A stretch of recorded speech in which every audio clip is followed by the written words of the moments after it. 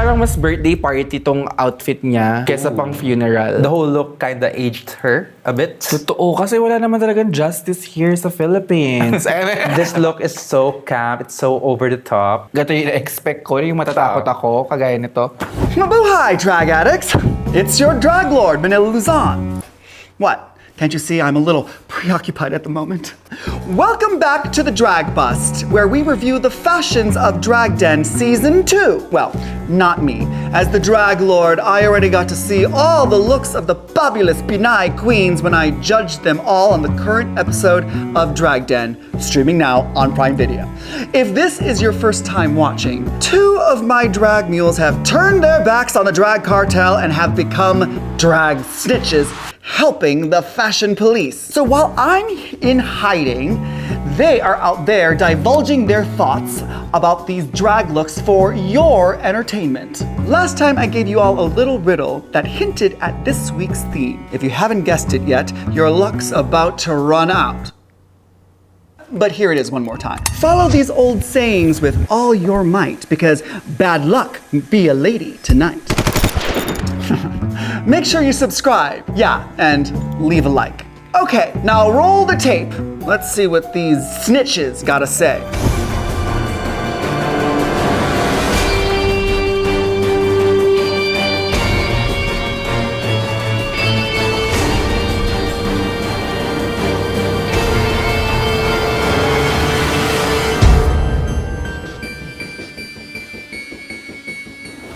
This week's Themewear is Pinoy Superstitions with a touch of magic or illusion. I wonder if anyone showed up in a white dress covered in blood. Okay, one more, but without looking at the script, okay? Okay po. Ready? 3, 2, 1, go. This is your Drag Den Season 1 Scream Chick from Antipolo City, Aris Night. And this is your drag Den season 1. Okay, go, continue. And this is your drag Den season 1 campy chameleon from Paranaque, Odasha. And you're watching a brand new episode of the Drag Buzz. Speaking of scream sheiks, this week's Without episode. looking nga Speaking of scream sheiks, this has got to be my absolute favorite this season because the queens are taking their own spins on what? Horror. Balik mo sa kanya. Horror. Carry na yan, direct. Okay, go. This week's Themewear is Pinoy Superstitions with a touch of magic or illusion. I wonder if one of the queens showed up in a white dress covered in blood. Oh, like you. Yes. On your episode. Okay, before we start, Odasha, Oh my God. did you know No. that this episode, What? we have a very special guest judge? Oh. A very fabulous drag queen. Do I know her?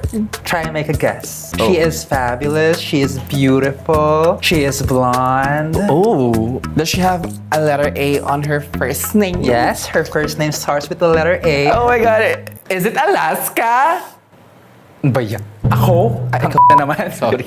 Oh, anyway, let's get back to it. It's time to determine if they are bustin' or busted for this episode's Themewear, which is Pinoy Superstitions. Okay. First up is Deja. She's a butterfly. Oh, siya yung bumibisita si Lola. We have this belief in the Philippines. When we see a butterfly, Yes. we assume that it's our grandparent that's alive. Charot. Patay na po. Yeah, that relative. That's her superstition. She's a glamorous butterfly. I love it. The corset, the wig, the shoes. The shoes. The shoes, Oh. yeah. What do you think about shoes? It reminds me of your corset. Actually, she's wearing my corset as her shoe. Do you love it? I love it. I love it. I love it too. Do you love it? Do you love it, Kuya? Oh, he loves it. Yes, they love it. Is there something missing? I don't think so. Feel ko, if iba yung heels, feel ko kung mas mataas siya na pumps, parang naging cheap-looking yung outfit dahil, hindi naman naging cheap-looking. Cheap-looking lang yung shoes. Hindi na talaga siya bagay. Parang masyadong cutesy yung shoes niya for this outfit na sobrang cunt. masyadong Y2K yung shoes. For the Totoo. look. Yeah, I agree with the shoe comment. Also, to add, I think it would have worked better if she had yung suspenders na sheer din na black, no? Yeah, or magkaroon din siya ng stockings na same fabric nung gloves niya. Tapos yun nga, meron din siyang Para ma-achieve yung pin-up fantasy. totoo with her pumps. Ayun lang. Pero it's a good look. It is. It's a beautiful look from Deja. So Deja, because of your butterfly look, You are... Basin. You are butterfly sin. Our next queen is Elvira. And her superstition is Don't wear red. if your mouth is full. Okay, again, don't wear red. If your mouth is full, hindi ko alam. Oh, don't wear red when you're gonna go and visit a funeral. Because according to our ancestors, it brings bad luck. Sama pala ang ugali mo.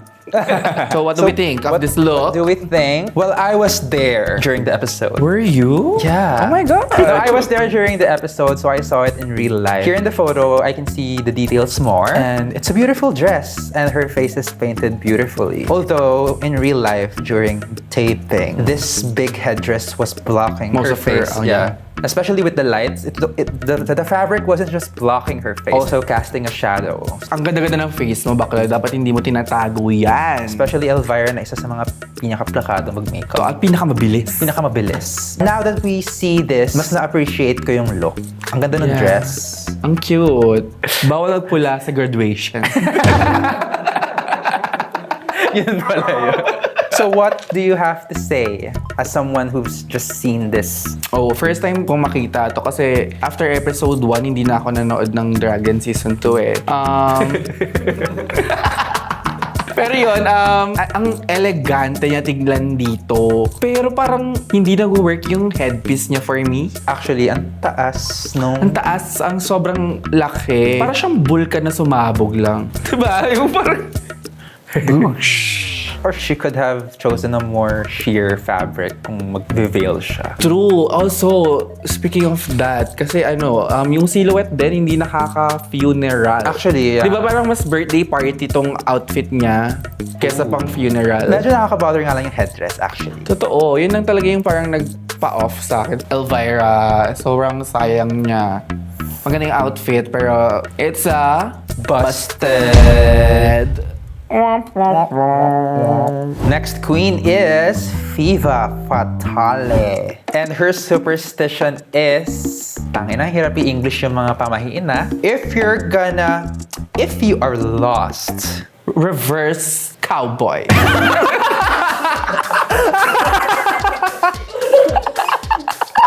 If like you're losing direction or you're going in circles, which is weird. Yeah. There's this saying that maybe an encanto or fairy or some mystical creature is playing a trick on you. Yeah. So you have to reverse whatever you're wearing. Like your shirt, you're gonna flip it over or something and you'll get back on track. What do you think? Ang talino. Yeah, it's a smart look. It is. Sobrang talino ni Fava dito. Akala ko bobo siya, pero...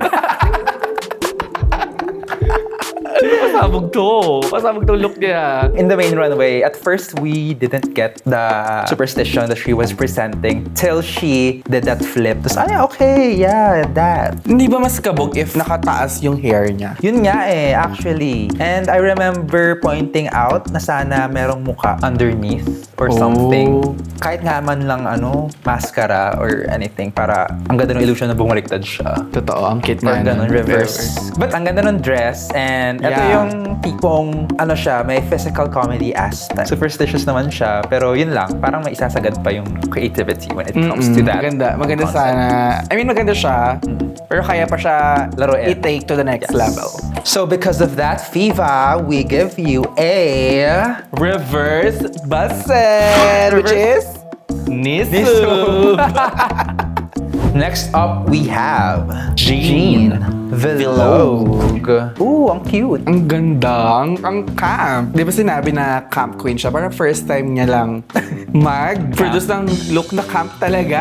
Yeah, well executed. Yes. Yeah, after a few attempts from the previous episodes, finally, Totoo. congratulations to Siya Jean ang Vlog. third time's the charm. Inibok. Achieve niya this time. Ang ganda.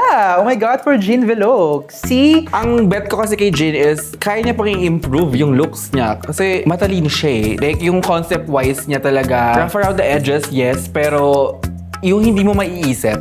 Totoo. Kaya exciting pa makita si Jin Vlog mag-grow as an artist. Pero, anong superstition niya? Ang superstition niya is, bawal mag-Star City. Kalesa siya, di ba?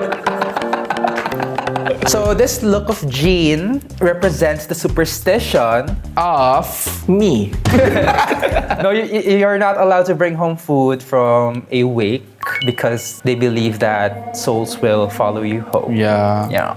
So that's the superstition that she presented. Itong hawak-hawak niya ay yun yung laging nakikita pag merong lamay. Yeah, Ang biscuit na yan. biscuit. Fairness, nostalgic. Yes, as namatayan. In fairness. Pero this photo of Jean doesn't give justice to the look, to be honest, kasi it moves. Totoo, kasi wala naman talagang justice here sa Philippines. Napasok mo yun, ah. Yeah, now we see the vision na, yun nga, with resources, with the right amount of resources, kaya niyang makapull off. Totoo. Yun na talagang problema ng drag queens na creative. Kasi anyone could buy a cute outfit. Good clothes, yeah. Pero hindi lahat kayang mag-produce or mag-isip ng pasabog na konsepto. Totoo. Usually, nagmumukhang resourceful or DIY yung isang look pag creative ka. Lalo na kung wala kang resources. Kasi nga, mas pipiliin mo yun kasi you'll just buy anything RTW. Yeah, tsaka yun lang yung kaya mo eh. Yan lang yung kaya mo. At that time. Pero yun nga. Sana gawan niya ng version 2.0 yung mga looks niya na present this season. Ipakita mo kung sino talaga si Jean Vlog. Totoo, this time. With this, congratulations, Jean. This is your first ever. You are bustin'! Our next queen is Margo. So what's her superstition? Actually, she paid homage to her grandmother with this Oh. look. She also had the same superstition with Deja. Do you like it? I don't get why it's green though. Maybe it's her grandmother's favorite color. I think so, maybe. I hope so. We weren't able to ask that, but if ever, then okay. The makeup. Oh my God, Margo, your makeup, it's giving Coco. It's giving Dia de los Muertos sa Cocote. Day of the Dead.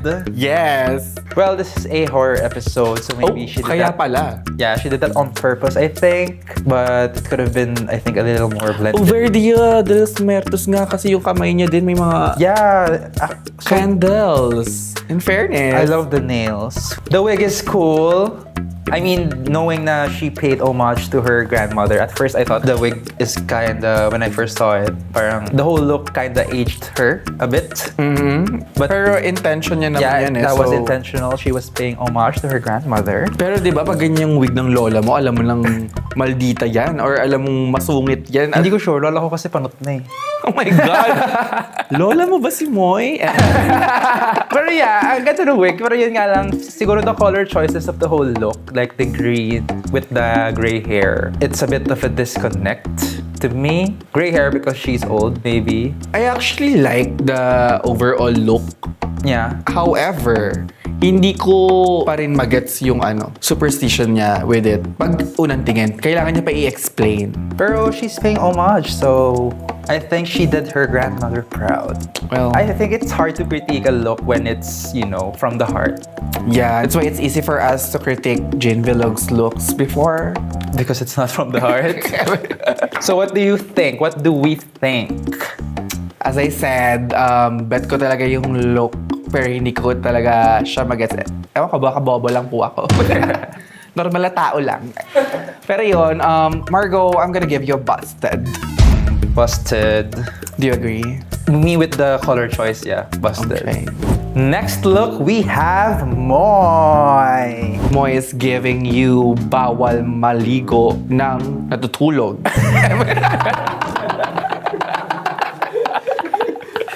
Oo nga naman. Bakit ka kasi maliligo? Tulog ka, gaga. Don't sleep when your hair is wet. Okay. Because you'll go blind. Yeah. Have you ever slept Wet? Yes. Oh. Kasi naihi ako. That's why. For the golden audience. For the golden...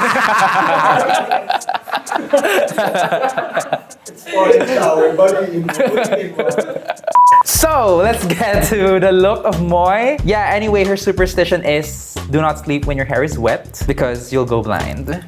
I love it. I love it too. I love it, love it, love it. This look is so camp, it's so over the top. At first, you won't get the superstition, but I think that's part of the thrill of it. I mean, during that time, we weren't Okay. able to understand it at first. I feel like bobo lang kayo.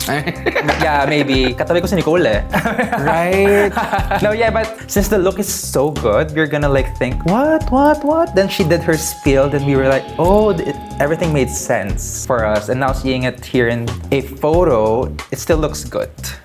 Sobrang ganda ng look. And ang critic natin last episode is yung line ng kanyang boobs. And Yes. this time, in fairness, nakatago. Nanood siya ng The Drag Bus. Oo. And her hair, girl. Her hair, yes. Parang ganun yung bet ko sanang atake kay Fiva. As in, Parang nakataas, nakabaliktad niya. Actually, tatalino ng mga queens this season. Last season kasi may Lady Gagita kami.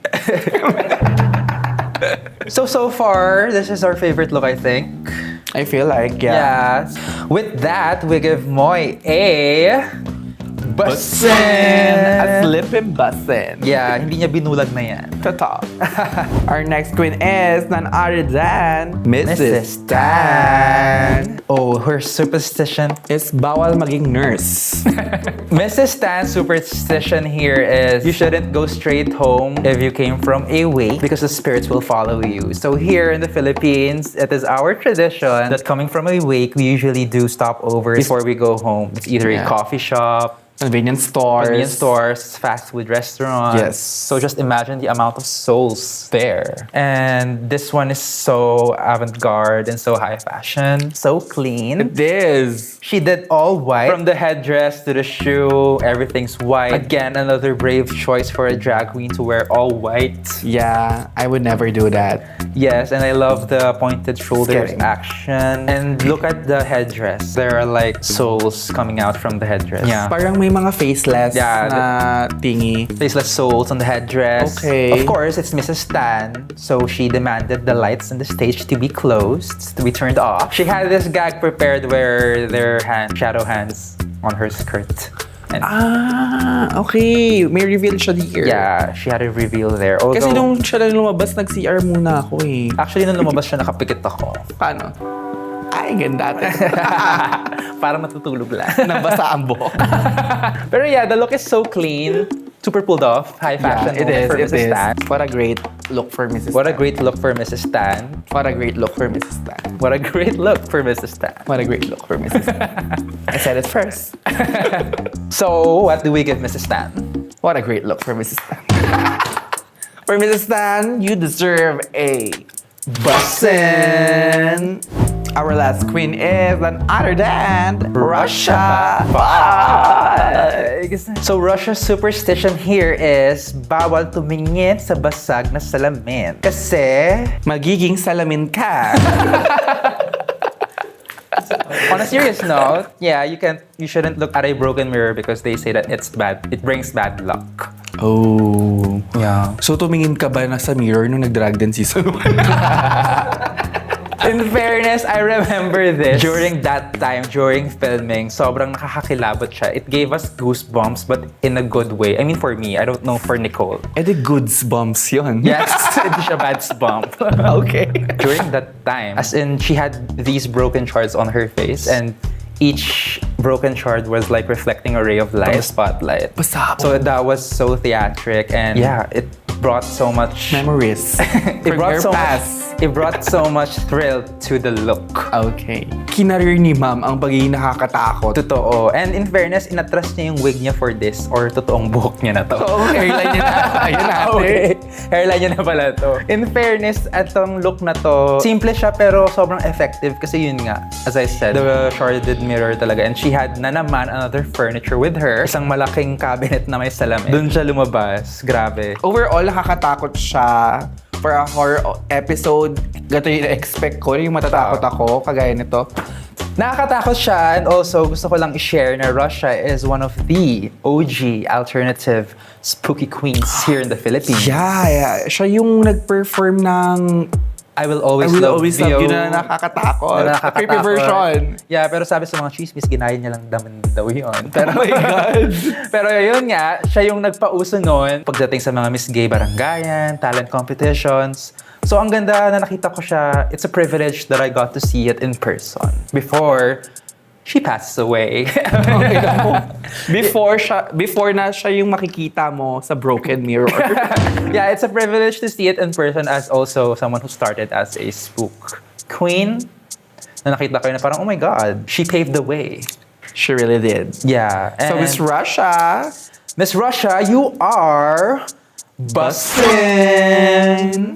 So, our busiest of them all this episode is Moy! Congratulations! Congrats, Moy! Yahoo! So, si Moy ang aming busiest of them all this episode because she delivered camp, she delivered beauty, she delivered a baby, she delivered grab food, she delivered everything. Sobrang pasabog ng look and so proud of her. Ang ganda ng look. Nakakatawa. And also, grabe yung pagka-interpret niya yung superstition niya. Sinagad niya. Totoo. And ang sarap dahil sinagad niya. Ay, di ba masakit? And that concludes today's Drag Investigations! And we are your ever so fabulous, gracious, audacious, Arisacious drag investigators. Catch all new episodes of Drag Den Season 2 Retribution Thursdays only on Prime Video.